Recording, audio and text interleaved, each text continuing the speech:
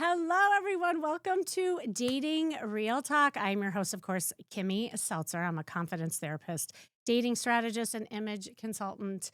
And I obviously have a holistic way in helping people from the outside in look and feel their best so they attract what they want.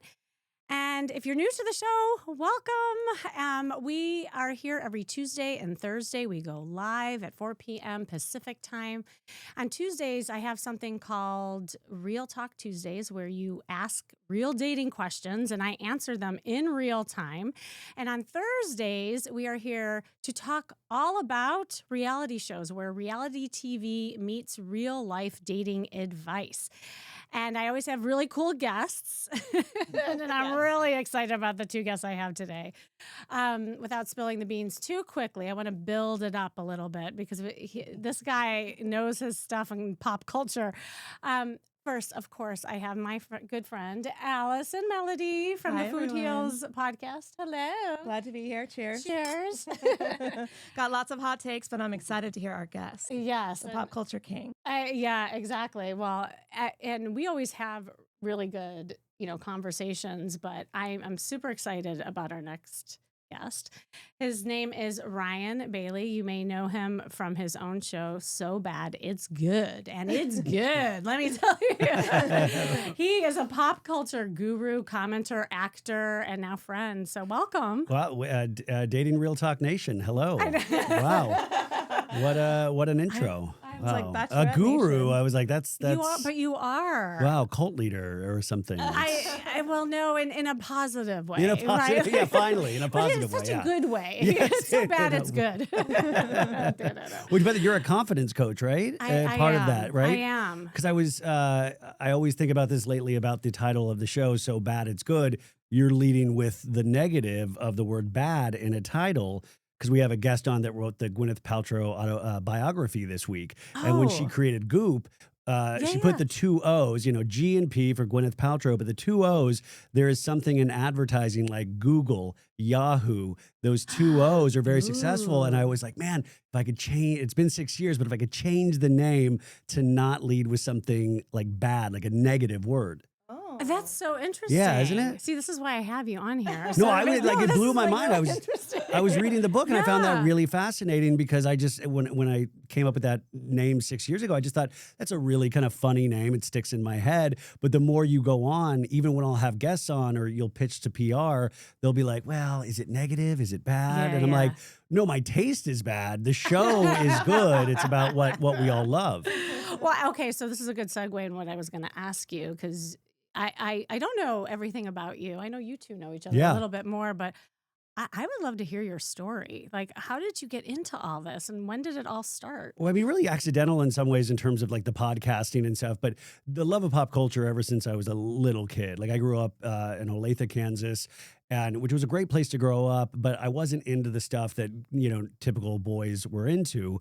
And I grew up on a street with mainly all girls. And my dad was a traveling salesman during the week. So really with my mom and all the girls on my block, but I was always more drawn to music, TV, and this is pre-internet. So anything I could get my hands on, I was really just, I don't know, that was all magical. The fact that there was a place called Hollywood seemed like that was Narnia or Oh something. my God, right? Because I'm from the Midwest Yeah. too. Like we thought it was like, yeah. Hollywood. It was like what dreams were made of. Yeah. And so that really all shaped my taste.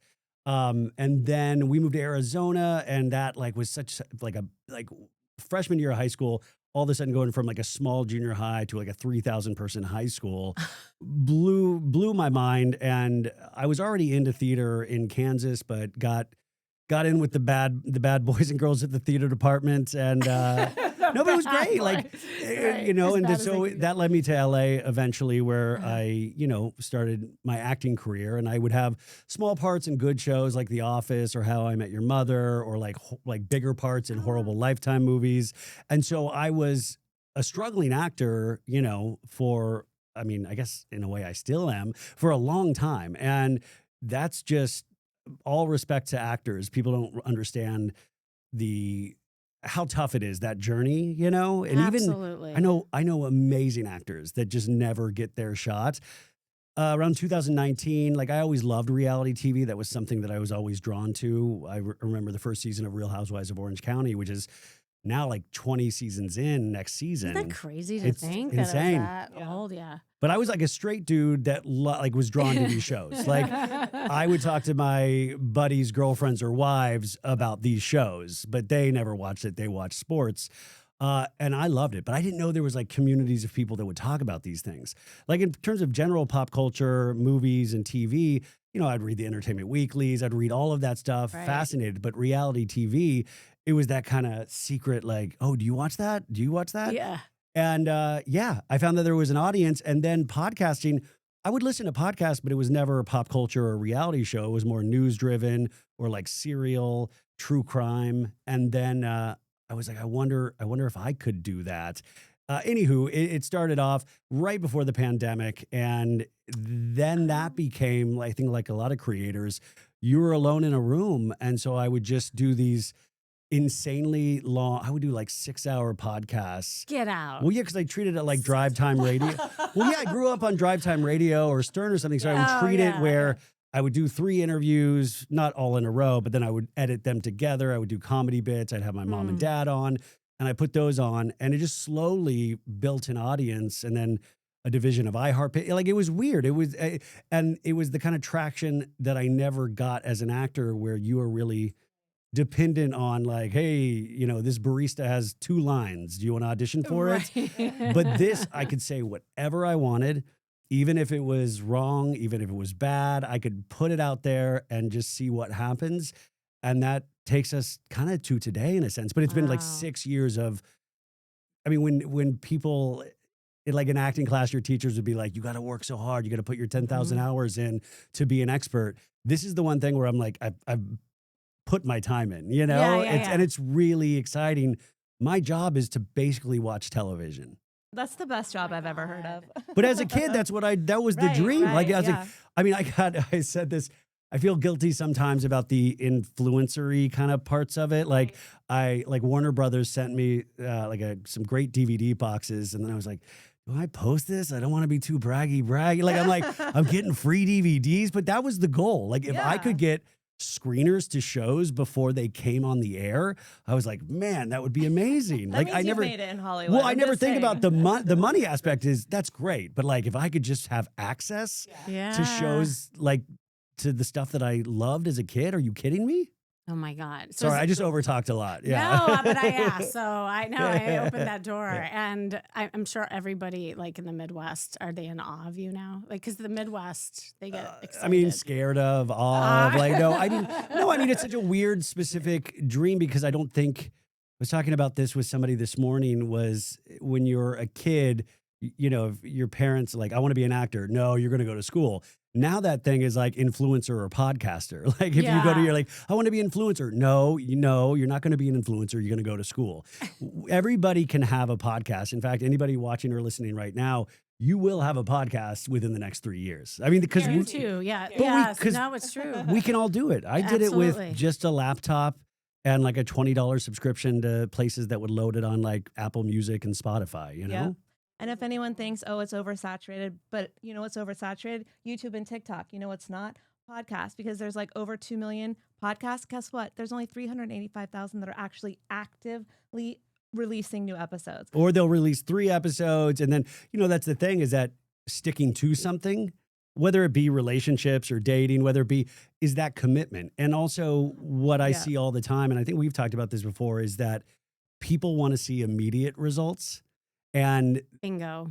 Podcasting or any industry, you're never gonna like. It's a relationship. Right? You have to date, and then you got to put in the work. Yes, and you got to be consistent. Exactly, and that's really hard. Consistency is really hard. It is, because it is already, you're climbing this uphill battle to even put something out. That's like, I can't, I don't know if I can do it. I don't know if I have anything to say. And then they do that, and it's such a like, wow, I did it. And they're like, oh, I have to do it again? I have to do it the same thing again? Like, and knowing the hell that they went through in their head. Yeah. But you could transfer that to relationship. You can transfer that. Like, I'm trying to be on a health journey right now. I'm trying to drop weight. I'm trying to exercise. And the fact that I have to do it every day kills me. You're like, I just did that I'm yesterday. like, I just did an hour. Yes. Are you kidding me? And when you're away from it, it's hard to get back in it. Oh, it's so, and then right? And until you get consistent with it and practice. Well, and it's funny because we talk about this, and my whole thing is dating is a skill. And if you haven't I done thought you were about it, to say a scam, and I was like, well, no, yeah. it's not a scam. It's so Dating much is a fun. scam. Well, It depends how much podcast you listen to. the pop culture part maybe. But no, and dating is a skill. And if you've never done it before and you've been maybe only in relationships for a long Yeah. time, then it has to do with confidence. Like, and it's everything that we're talking about, and which, in fact, the show to me has been about the Golden Bachelor, which we'll get into in a second. But yeah, no, it's. Well, that's why I was blown away when you said confidence, because that is something I've struggled with my entire life. You know, it's Ah. like these moments right here. What I love about a microphone is that I don't have to pretend to be somebody, but the parts of myself that I love are able to come out more. When a mic goes down, like that's why the best conversations I can have sometimes in life are through a mic. Like I had my mom and dad on for years, Wow. and we had some of the best conversations that I had never asked them about their lives growing up. And it was like this weird permission of a microphone that gives you some sort of confidence that I always struggled with my entire life. So when it even came to dating, I was a mess. I mean, like I didn't know.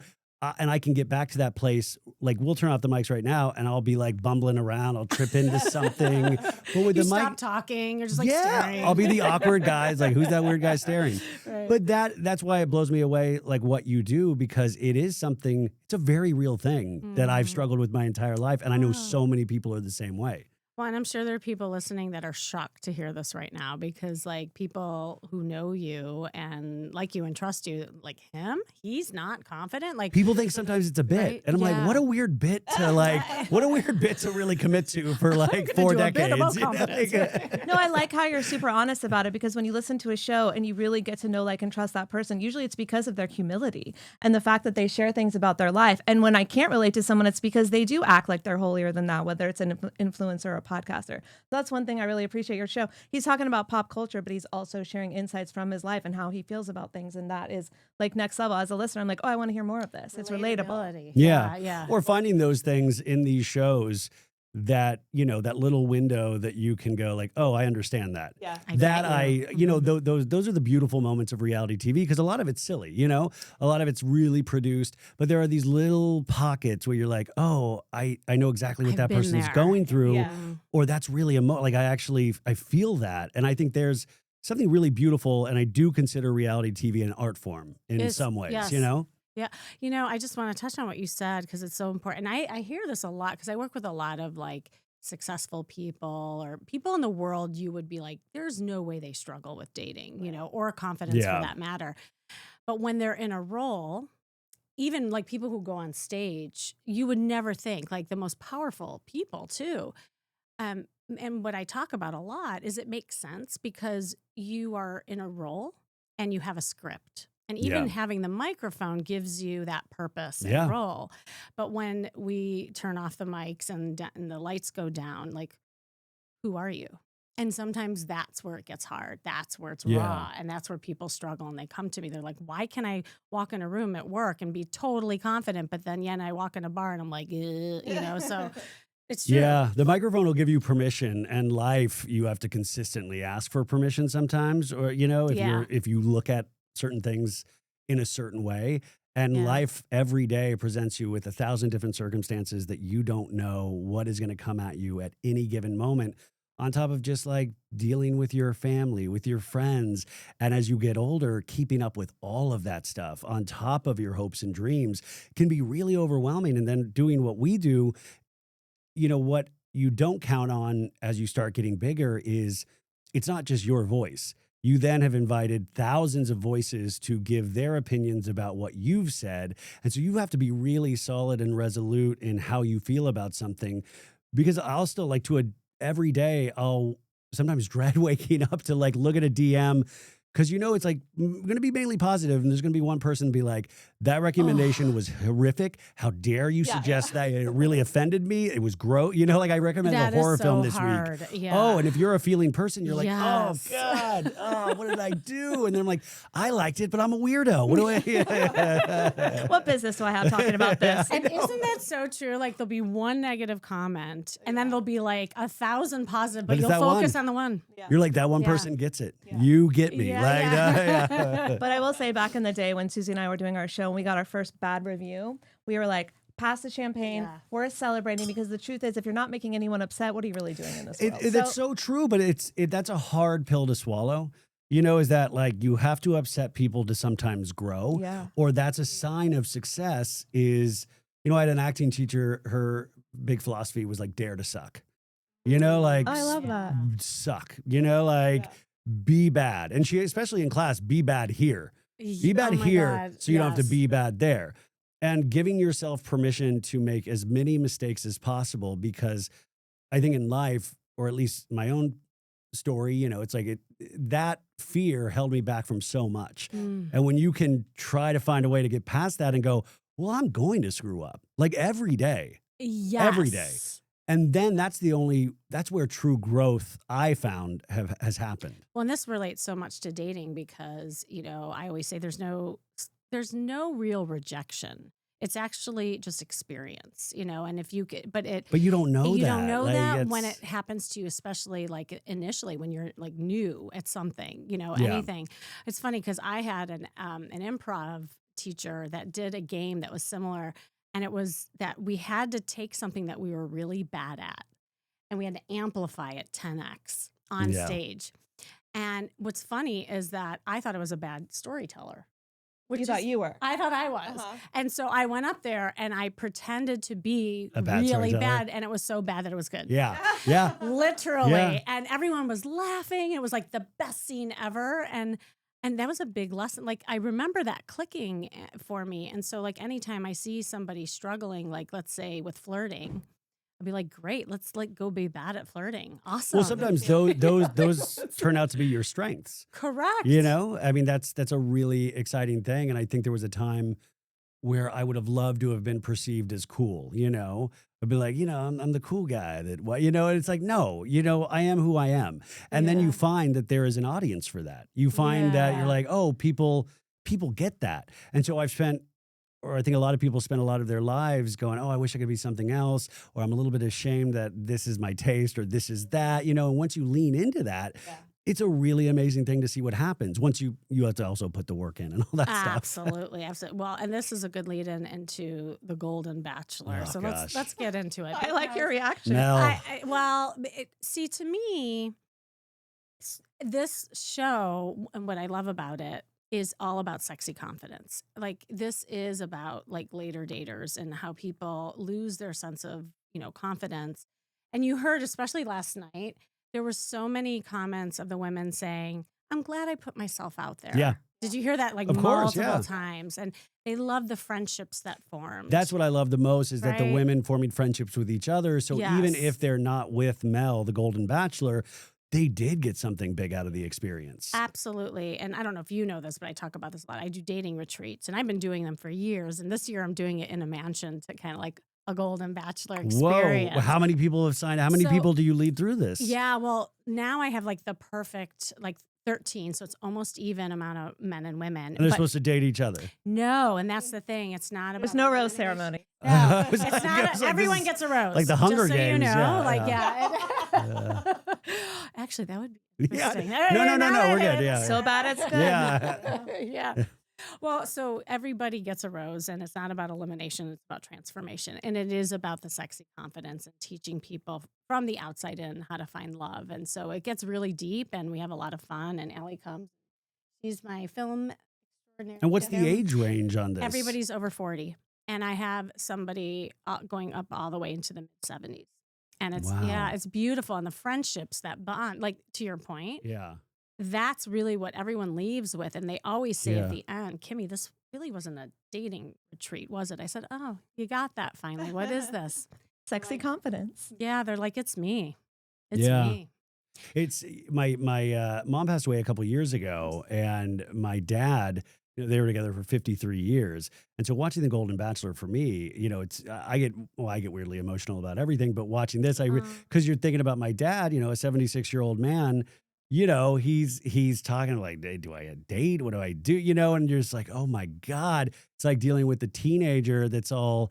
There's so much into it. Yes. So when you're watching these people, what I love about the conceit of the show is I think there's something fascinating to watch about people who have loved and lost and still want to love again. Yeah. Is that Yes. that story is not over, and that so about the Golden Bachelor this season, it really Mel Yeah, kind of what's your screwed. take? Well, Yes, Mel I'm kind of sure- screwed it up because, well, in a sense, because he went on a podcast. I All bad things happen in know. podcasts, and he said, he doesn't want to date a woman over a certain age. Well, dude, you just agreed to do a show where all the women are over that age. So what are you saying about the whole process, and what are you telling those women who are taking a risk? Right. Yeah. And so already you're having to then convince the audience that, oh, what I said, I'm so sorry for, and I didn't mean. And you can only imagine, because when you watch these things, you want to be swept away, and you don't want to be thinking about like, man, the ABC executive's got to be pissed at Mel. Right. Like he's had to really kiss some butt now. But then I like it, but it's already an uphill battle. Last season with Gary. I really got into that one. Like I was Yeah. hook, line, and sinker. And Gary, I think it was because my mom had died, his wife had died, and this beautiful story. Mel went through a divorce, and we didn't get to find out all the full details of that. That's what's interesting. I got the details. Too. Yeah. You know the details? Was You it know you? the dirt? Yeah. She left him for a woman. For what? What? How, Okay, maybe I watched some TikTok late night drunk. I don't know. Wait. Yeah. This changes everything. Yeah, wow. That's the show I want to Just see. spill the tea. What is it? That's what I heard. That's what I heard. Well, that'll be the next season, maybe. That's I don't know. amazing. That is. Wow. No, I mean, wow. That really took me. Anyways, no, Dramatic pause. Like it's great. I gotta Google this. I mean, the thing with any of these kind of dating competition series, I think the Yeah. hardest thing for an audience is I'm begging for digital name tags. Just put a digital because that's when I take notes on these things, I forget half the women's names, and I hate that because they have Yeah. these beautiful stories. right. You I'm you're the like, same way. No, we admit it because I'm always with my notes. I'm like, what was that woman's name again? When the white dress, like I know what she yeah, looks I'm like. like the puppet lady, The and then puppet- the oh, yeah. lady driving the dirt bikes. She and was there last night. The puppet Yes, lady. yeah, the I still don't remember her name. Yeah, See, exactly. that's exactly what we're doing. But she's memorable. Yeah, See, yeah. the puppet, right? Well, they all have these little things, and I think this season I'm more entertained by the relationships between the ladies, but I do find it fascinating the one lady that was not there for the right reasons and wanted to be more of an influencer. And Okay. I do know her we have name. to talk, Nicole. Nicole. So we have to talk about Yeah. Nicole because she really is like the black widow of the group. I don't know. Well, first of all, I have so much to say about her, but I want to hear from you. Well, I mean, there's like a lot of different ways, from a humor aspect, it's Yes. hysterical, Yes, like you're like, yes. oh, you want to be an influencer? Great. Perfect. Yeah. We need another one of those. But then There's not enough in the world. it harkens back to the Bachelor thing. You're not here for the right reasons. We've seen that again and again. Right. So it's a little different with this set of just the age range. So that's interesting. Then it's really unfair to the other ladies. I guess it's unfair to Mel. And the fact that she was like doubling down last night and just saying like, hey, I was there for the right reasons, but if I happen to get a following, it's not gonna, or maybe I could be the Golden Bachelorette. Who knows? And I think that's the thing is in 2025, we're looking for something. We're looking for sometimes brutal honesty. Yeah. We don't want to be lied to because we are inundated every day with influencers and influencer culture. Is that I would rather 2 minutes of real than 2 hours of BS. And so I think we're also lied to a lot. So I don't want to waste my time watching shows that promote people just lying to us because they want a higher follower count. Right. Yeah. Right. But I'm a stickler about that, as I get older. Okay, so I want to bring it to the real world for a second. Like, let's This is just the real world, say, let's just say she's a real person in real life, and she is who she is, Nicole. Like as a man, because we kind of talked about this last week, is that like her vibrato, the way she was, how she led with sex? Is that attractive to a man? Like, we're idiots. Of course it is. I mean, what do you, wait, I mean, no, unfortunately. No, but it's like, if you were Mel. Right. And you're already like, I don't know what I'm doing here. And somebody makes that decision easy for you. They just come up to you and put a kiss on you and stuff. You're like, well, that felt pretty good. Like that wow. Maybe it's like a spell. Yes. A little bit. Yeah. I felt like Mel was in a spell. Yes. Mel was in a spell. Because there are other women trying to play it like the right way of like, want to be respectful. I don't want to monopolize time. And unfortunately in this world, it's like those people that do bust in there, those people that do make themselves known, even if they're annoying to the most of the women there, she still got really far. Yeah, she stood out.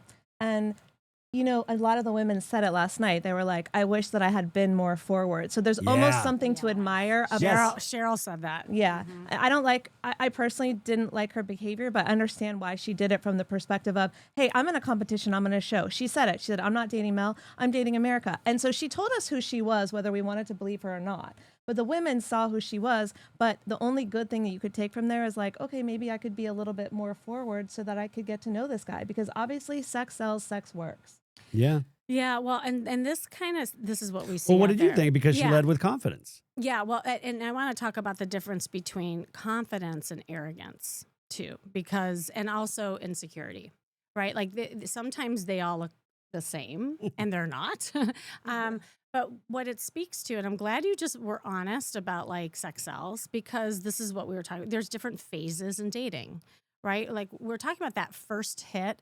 And I was in Denver actually yesterday, and I was talking about Love is Blind, and we were talking about that's where they shot it, right? Exactly, it was the Denver cast, and they wanted my take on why didn't anybody get engaged? Sorry, spoiler alert, in case, because we haven't really talked about that. I think even if you watch a couple episodes, you'd realize they're not getting engaged. Yeah, exactly. You'd have to be a therapist to figure that out. But the thing that I talked about is that in the beginning, I talked about my 4 C's.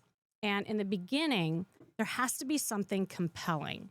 This is where the spark, the flirtation, the just fun, and this is where everyone should be.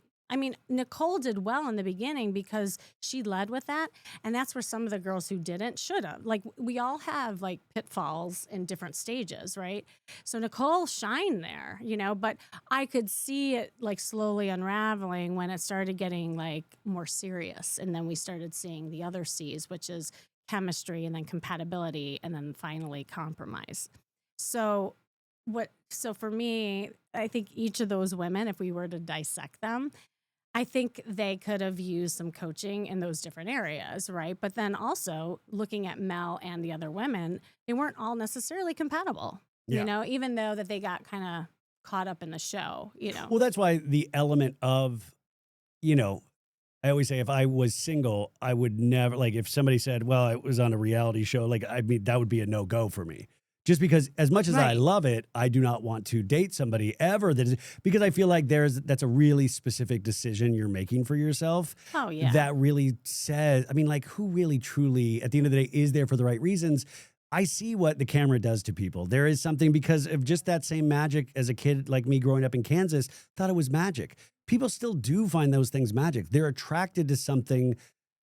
I don't know. It still has so much power. And so I don't know what kind of honesty you're starting off a relationship with when you've invited America or the world to be a part of it. And even you saying coaching, I think sometimes, and maybe this is way too mature, is that sometimes I feel like that's the thing we're missing is these people visiting a coach throughout the process. Thank you. Or Love is Blind when they're moving Seltzer in with each. Well, no, it would be interesting because you need to remind people about what a relationship is and what they're going through, but they want the craziness on TV. I actually had an interview with one of the Golden Bachelor contestants on the first season, and she said that. She's like, we all came here and none of us knew how to date. We did not know what we were doing at all.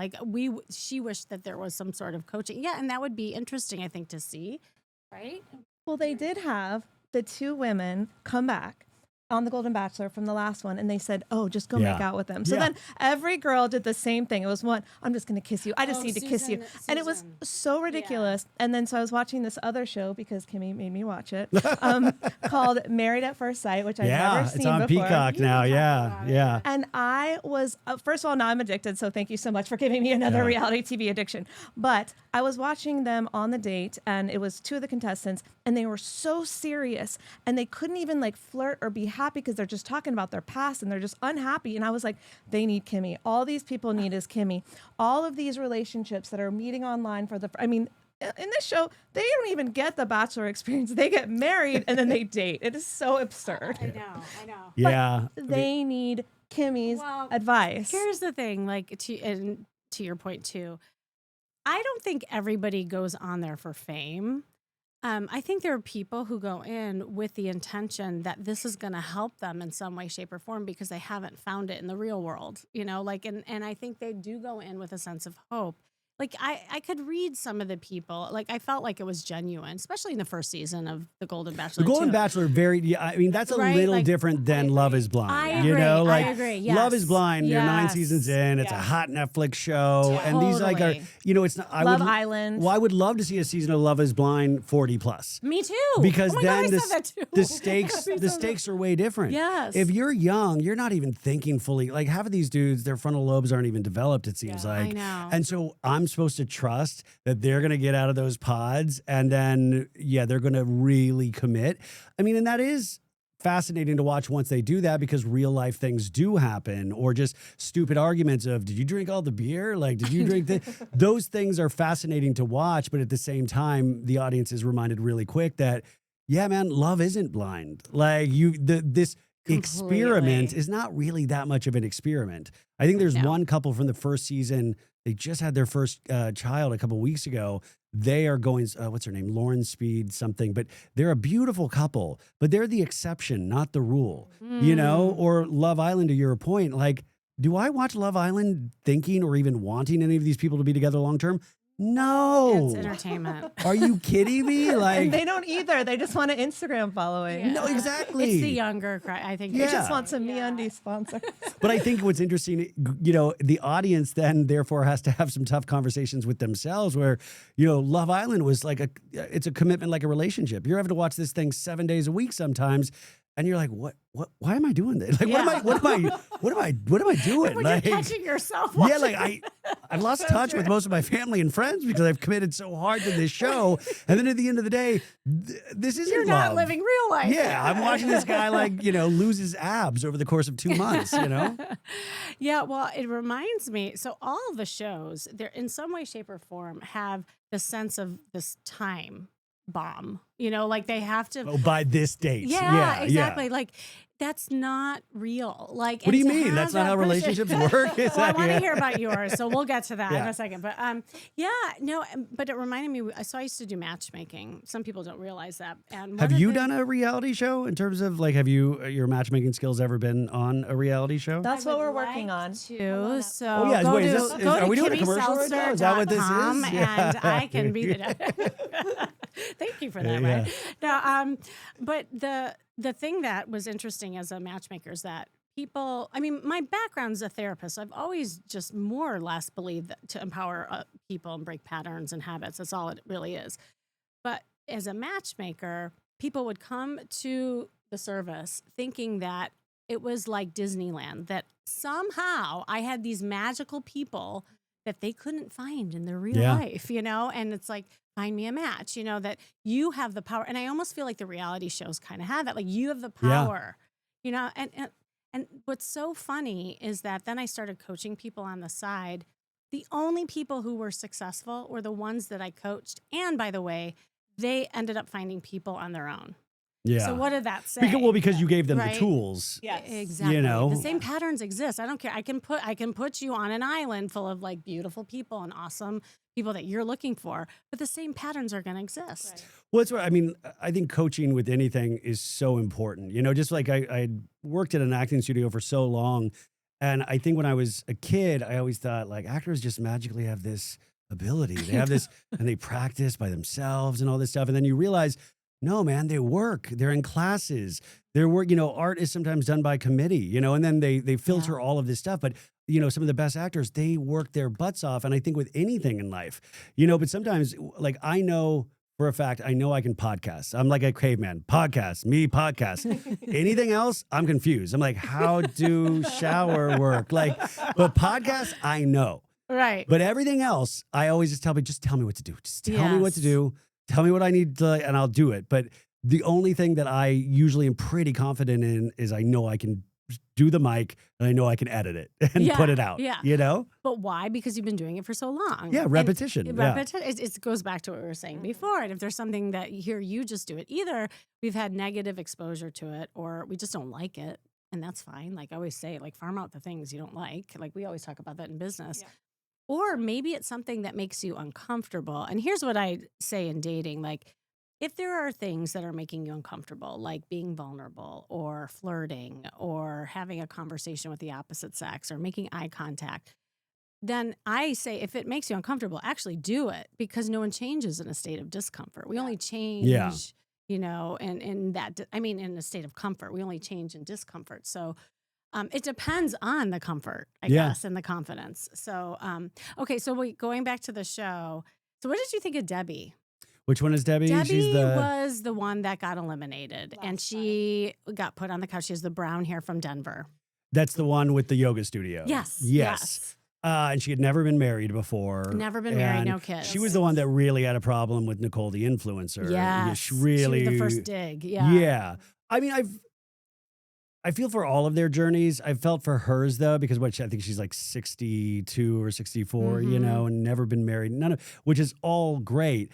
But it's one of those things that when you open up your heart like that and you're like, well, this kind of feels good. And you get yourself in that position of, oh, maybe this could happen. Yeah. That's really hard for once that gets taken away. So I really felt for her, especially because you hope it encourages her to keep opening up. But a lot of people that will happen and then they'll close up even tighter. Yes. And so I always wish with these shows we get like a doctor's appointment, like a 3-month follow-up, a 6-month follow-up. Doesn't have to be long. Just tack it on to the end of a Bachelor episode. I agree. And, I want to see their progress in a sense, because at this point, I'm not so concerned about Mel's journey. I'm more concerned about the women's. I so agree. What's your take on Debbie, especially last night? Well, yeah. I mean, you remember we talked about Debbie before, and I really adore Debbie.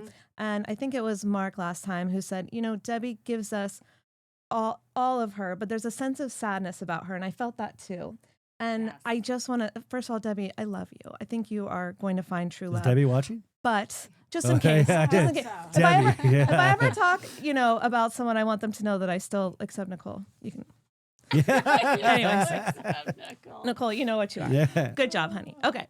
So Debbie, I really feel for Debbie. And I think Debbie has a heart of gold. And I think Debbie is going to find love. I think maybe, perhaps, if she worked, and I say this from a person who also works on their own trauma, works on that, so then the leading with sadness doesn't come up so much, so she can lead with all of her fun, fantastic, beautiful qualities. Yeah. And I'm really glad she got her chance to ask Mel her question last night. And I was actually wondering, Kimmy, if you thought that Mel was truthful in his answer, because the question she asked had been something that Kimmy has mentioned multiple times.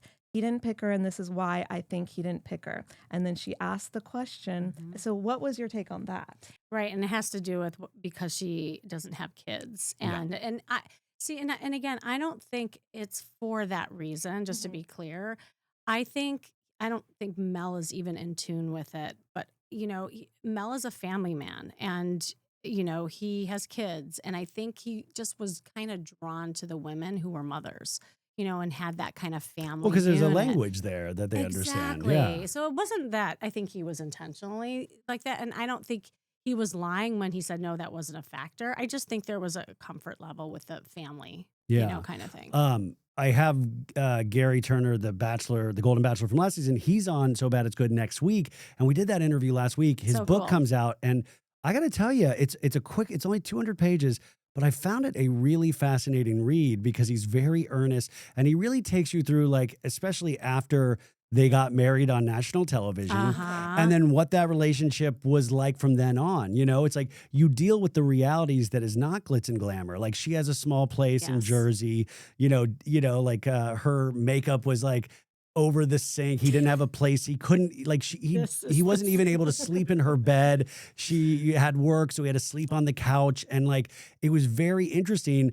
But then he's added the pressure of, well, the nation thinks that, like this is like, we got married and all this stuff. I have to think about the pressure that normal people go through in dating and then going like, what did we do? Like, what did we do? Everybody's like, we go out, everybody cheers us on. And if you are an older person, not used to dating, like you can really make a mess of things, Absolutely. We can all make a mess of things. But I thought, what an interesting thing to be kind of celebrated on television for being the first Golden Bachelor and for finding love. And then the reality sets in of, well, we have two separate families. We both have kids and it's not as compatible. And also when you're not getting these magical dates where you're skydiving out of planes and like secret bands are appearing in the woods. That's what we were talking about too. I mean, everybody can fall in love in those conditions. Let's be real. I mean, if you're taken to all these places, you look gorgeous in your gowns, you're always having hair and makeup, look amazing, and all these adventures. And not to mention the endorphins and the adrenaline rush that you get when you're on these adventures.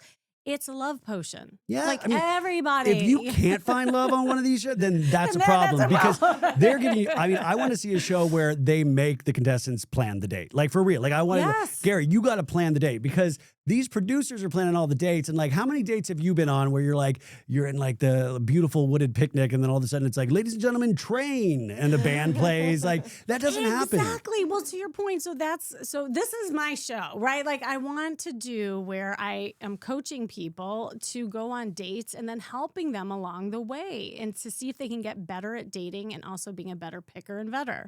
Like that would be interesting to take people through a journey, and it's funny that you mentioned that because see, Love is Blind has the same thing where people like Gary and Teresa, they were just relating to each other on the chemistry wheel, like physical chemistry, the emotional chemistry, and all the stuff that the set created and the experience. But compatibility is the next phase. And that's where like the Love is Blind people also failed. Like when you saw how people lived, their values, the family, the religion, the communication styles, how people cleaned and didn't clean. Like we saw everything, but those are real. Like what Gary said about, the makeup being all over. Like, and then if you get past that, then comes, well, okay, are you able to compromise? Because you're going to have to give up something to get something. And think about it, once you're a certain age, you don't want to compromise anymore. That's like it. You've built a life for yourself. You know that you've built like, wait, why am I having to change everything or have to give up anything? And I thought that was like the fascinating part of his book, but it just gave you something to think about as well. So people that are getting older that like know themselves better, that's really, really hard to be like, well, I have friends, I have all of this stuff. Do I really want to give up? And that's, the antithesis of love, because love is a feeling and obviously then it's actions and building up trust and commitment over time. But that doesn't happen in a 2-month controlled environment. No, not at all. And to your point, later in life has happened, right? Like people have to negotiate trauma and failed relationships. And so there's another layer to that. And also that conversation of, we'll be together for the end of life, till potentially, death do we part. Unless there's some weird medicine that gets invented in the next couple of years. And that's something to negotiate as well. Do I trust this person to take care of me, or would I take care of this person? Like I was watching my dad be a caregiver to my mom in those last couple of years, and he was really good at it. But just imagine all those people that don't have that or something, Yeah. Okay, that was a bummer. Let's move on to the. No, but it's right. Imagine all the people that just don't, you guys. Anyways, great show today. All right. And scene. We got there last week too, don't We're worry. all going to die. We can get deep here. We get deep, but we get silly and deep, but that's what life is all about, right? Maybe like, because I know, well, oh my gosh, we have like 10 minutes left and I want to get to. Oh my God. How did that go so? Because Are you kidding? It's a good date. I thought we're like Again, 20 minutes. I know, right? And I was like, wait, what are you talking about? But see, this is what a good date should be. Like, there's no sense of time; it just flows. You Yeah. know, when there's things that feel hard and you're pulling teeth, or one person's talking too much and the other one's listening too much. This is when things go slow. That happened on Married at First Sight. You need to catch up so we can chat about Wait, it. I have a question though about the dating coaching and stuff like you do. Yeah. So is it really for like purposely 440 and above? Because that's what I was saying. Like, how do you keep up with what the kids are doing? Like how the kids date now? Like, so you're like, no, screw the kids. It's this age and up. Oh, it's all of it. I work with all ages. Because I was just wondering, what are Yeah. the different trends that you see with the younger It's generation? You know? interesting. Okay, well, if you want to get into that, I can quickly touch on it, and maybe on your show we can talk Yeah, I about was saying, that. you That'd should- be cool. come Yeah. on, and that's because Yeah. I'm really curious about those different, like how different it is, and what are the similarities still. We can talk about like the different decades in dating Yeah. because it is interesting. And so I have kids in their 20s, and oh my God, it's so different than like. Do they our ask you age. for advice, Finally, they are. or you're like, no, I'm just giving it to them? I Yeah. well, yeah, and it's funny because I teeter on just being a mom and not a coach, and it's Yeah. hard because I really try hard not to be their coach. But Do they pick up the phone when people call?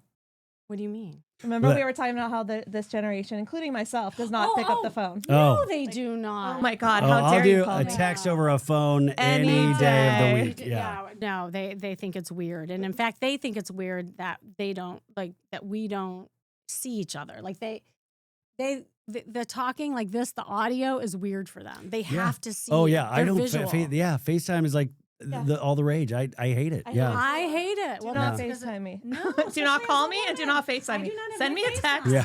Yeah, This is really becoming old man shakes fist at sky. Images. Yeah. But you would talk on the phone. I would talk on the phone. Yeah, you're the only person that I call or answer when they call.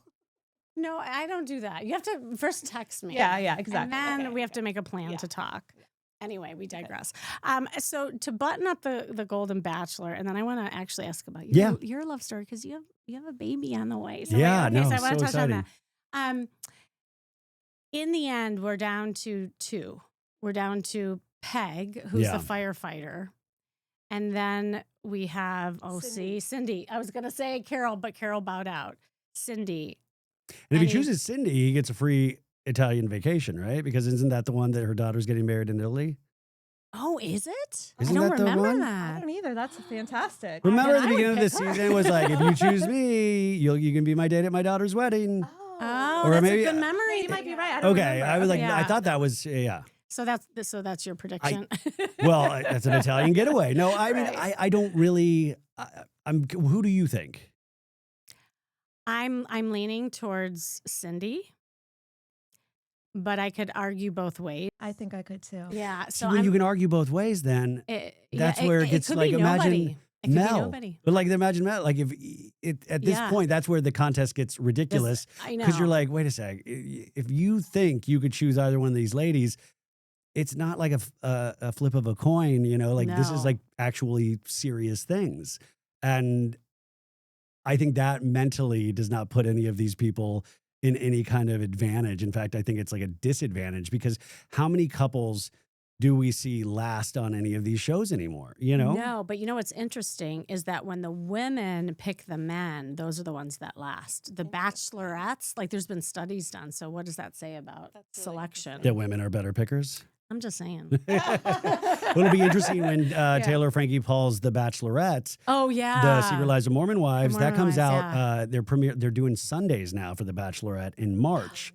Oh, well, we'll have to do that one. Yeah. And that's going to be interesting too, because remember, a lot of these people go on the show to build a social media following. She already has one. Right. Yeah. She's got millions of followers. So she might I mean, actually want love. But that's going to be a whole nother. But she may want show. multiple loves, Well, she got 3 kids. She got, right? Yeah. She's old for her age. Yeah, polygamy is being Mormon. That's the introduced in Mormon. ABC. That was a yeah. joke. No, I don't no, know. no, I'm really. Sorry. It's a really fascinating from a production standpoint. I'm fascinated with this because already you're like, oh, this is going to be a mess, but I'm tuning in. Yeah. Which is another thing of like, oh man, and who's going to apply to be these contestants? You know, they I know so don't much know. about her I going into it know. already. Yeah. Yeah. No, that'll be okay. So we'll have to have you back then. No, I'm really excited because except for the Golden Bachelor, I kind of dipped out of the Bachelor franchises, the Bachelor franchise, and the Golden Bachelor was what brought me back because I just thought it was so, I really truly thought it was so moving, and then this, I was like, yeah, I got to watch this because I watched Secret Lives of Mormon Wives because I feel like that's an actual sociological experiment. That's interesting. I did not watch that yet. Oh, I don't know, how do you keep up on all this? I'm I'm so tired. It's a I- show. Yeah, like I've never thought I'd be like, I gotta go home and watch 4 episodes of TV. Like I'm like, oh, so much TV. I just want to go out and walk. Are Yeah. you sure you don't want some wine? No. By the way, they offered me wine, and I was like, if I do that now, the rest of the night is shot to me because I'll just be like, let's keep going. Yeah. I know. We totally That's usually what we do. Yeah. Exactly. We go across the way. Okay, so your love story. I want to hear. So how did you meet? We met on Hinge, which that was the Nice. first dating app. Well, see, so I guess I was in two long-term I was in a long-term relationship from high school to college. We moved out here together. Then I was in a long-term relationship that was a marriage, actually. Oh. And then that broke up. So I missed all of the dating app culture and all of this stuff. And so I met her during the pandemic, or like on the very tail end, or right. And it was one of those, I mean, I think what was different than anybody I've been with before was that it felt, I think I come at a lot of things with fear, like, oh, does this person like me? And I felt that a little bit, of course, but it just, I laughed so much. I was like, oh, I really laugh. But at the same time, when you come out of a long marriage or something like that, or on top of a pandemic, there's a lot of, you're like, you're like, oh, people like me? Like I was like, you're like, oh, I could go here or I could go. Right. That's a really, It was weird. that's a really time. tough thing to wrap your head around or something. Yeah. And so I will say the one thing that I keep coming back to even now is just that I will genuinely laugh with her. Like she'll make me laugh. And the fact that we're now having a child together, and especially for me later in life, I never thought this would happen, and that's why you got to use condoms. So no. It is like we wanted this, but I never thought, Oh. like at a certain point I had given up on Yeah. that dream. Yeah. So the fact that this is happening and it's going to Wow. be a little girl, and there's so much of that of like, wow, like our lives are going to be completely changed in Yes, so it many will. ways. But there's something really amazing about this, and we're going through this together. Like when Yeah. I came to here, like we had a really bad night last night. She was not feeling well, up most of the night, and just watching what she goes through and her body goes through Yeah. gives me a whole different appreciation. Like I don't even know how men have convinced anybody that we should be the leader of anything. Like I like what she's going. I'm like, this is insane. It's insane. I wouldn't last like a week in pregnancy. Yeah.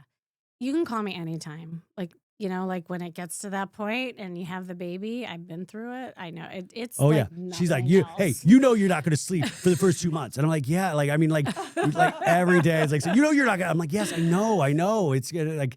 So it's like we're gonna have to switch off, or she's sending me like 100 TikTok videos while I'm next to her about like we're taking our first baby class like next week, where like teaching you how to swaddle and all of this stuff, and Oh, great.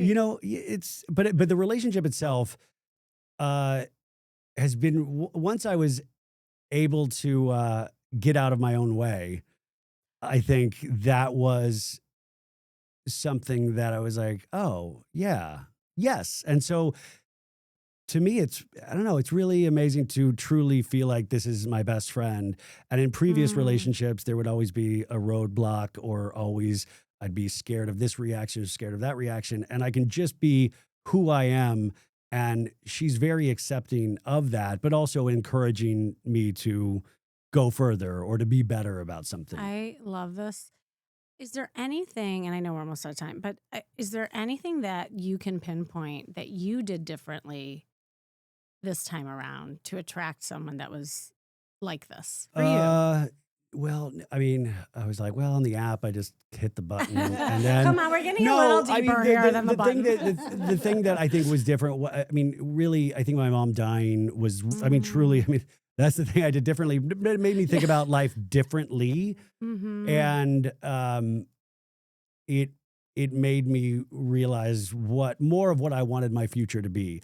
And like all of this stuff with whatever happens in my career or something, it's amazing. And I've dreamt about having opportunities like this my whole life, or even be able to meeting you for the first time. Like these are really exciting things. It's really cool. But at the end of the day, I've got to remember like what does matter, and relationships matter, and building a life matters. And you've got to really be careful. Like I had a great TV director, Richie Keene, that I'm buddies with, always said, in acting or anything, you'll get your shot. Like, you know, if you keep working, you'll get your shot. But you're going to miss out on a lot of other things. He's like, at the time, he wasn't married, he didn't have kids, but he was a TV director, you know? He's like, but look at all these things I didn't have. And you've got to remember that. So even in the midst of like what somebody can consider a success professionally, your personal life, like my personal life was a mess for so long. And so there is that thing of trying to invest in that, and also giving yourself permission to be happy with it. Because I think none of us give ourselves permission to be like, this is kind of nice. Like, this is nice. I like this. And that's great, you know? I love that. I don't know if that makes sense. No, it does. And I think, again, we are what we attract. And when your life is chaotic or doesn't feel right, we attract that, you know? And there's comfort in the chaos. Absolutely. And especially if that's been for a while. And so it sounds like there was this like peace and gratitude that you had within, and things started clicking. And getting more real and present with your emotions and connecting, that I think that helps with, you know, connecting with a healthy relationship. Yeah. I mean, that's the thing too, or just to the Golden Bachelor point, is that like you're getting older, like, you can do it on your own too. Like there's nothing really keeping you there. So you've got to really decide if you want to be there or not. Yeah. Well, I was going to ask for parting words of wisdom, but that was pretty wise. So thank you. Don't die. Don't die and push the button on Hinge. Thank you very much. Work those thumb muscles, you guys. No, I always feel, I wish there was a better thing than Hinge. I wish it was like I was at Trader Joe's and I took a risk and went up to, you know, like that sometimes I think apps have taken away some like romance. Those. But I still believe in it, and I've still seen it with my clients. And that gives us hope. So everyone listening that's like, F the apps, it's like, well, you just met your person and now they're having a baby. So that's a great romance story for everyone else. But I remember in my 20s, in between the two longer relationships, I remember there was this girl at a restaurant. I think she was the hostess, and she was being really nice to me. She's a hostess. Like, that's her job, right? And I was like, wow, she's really like, and I was like, and my friends were like, go get her number. And that's like, was really unheard of for me. Like, I was not the guy to do that. And I finally got the courage. I was like, can I have your number? And she gave me her number. And I was like, whoa. See that? Never called her. Because it took that much to even just get the number. You should have come to my retreat back then. The number was like, that's the thing. And then I'm like, wait, I have to call her now? Like, that's, you know, like the mental hurdles that we all go through. These things are like mountains, you know? Yeah. But here's the thing, and this is what I always say, at the end of the day, it's not what other people think. It's about how we are, you know? And I think if you're a caretaker, if you're in your head a lot, you put so much energy that it stops you from doing something. And that hesitation prevents you from opportunities. So it's like the more you get comfortable with yourself as you age and you get more comfortable just in life, I think that also helps you just have the courage. Yeah. To put yourself out there. And that was the theme of the Golden Bachelor. And dare to suck, you know, like dare to suck, make all the mistakes in the world, because all it's going to do is help you get to know yourself better. And at the end of the day, it's not any sort of judgment on you. You know, like that you making mistakes is not an overall judgment on you, because the only way you know how to get it right is by making mistakes. Brian Bailey, you are awesome. Thank you for Hopefully this wasn't one of the mistakes. This was amazing. Actually, next time it'll be a lot better. Seriously, this was great. I'd love to have you back. Yes, of course. And I can't wait to be on your show. We'll really dig into it. Again, tell everybody where they can find your show. It's called So Bad It's Good with Ryan Bailey. We have so many episodes. Just go on there. Look at if you like Salt Lake City Housewives, if you like OC, if you like other reality shows or pop culture, there's something for everybody. So just check it out. We're also on YouTube. Not as fancy as this. I mean, sometimes it is, but not. This is amazing. But yeah, just check it out. If you like it, subscribe, and that's it. But I'm just here to talk to you guys. So. Oh my gosh. Yeah. Thank you so much.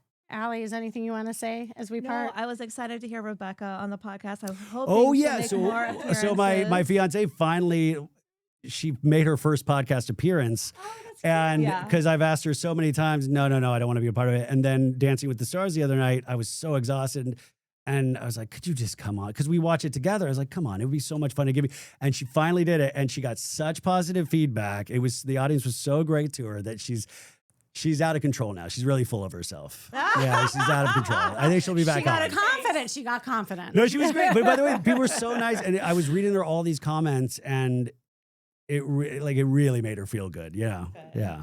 That is awesome. Oh, I can't wait to. Yeah. All right. And thank you for listening and chiming in. This has been Dating Real Talk. Again, I am Kimmy Seltzer. And remember, you can go to datingrealtalk.com. If you can't watch us live, just put in your questions because we will read them out loud. And your question is probably someone else's. So keep it fun, keep it flirty, and keep it real. Cheers. Cheers. Ching, ching, ching, ching. Oh, my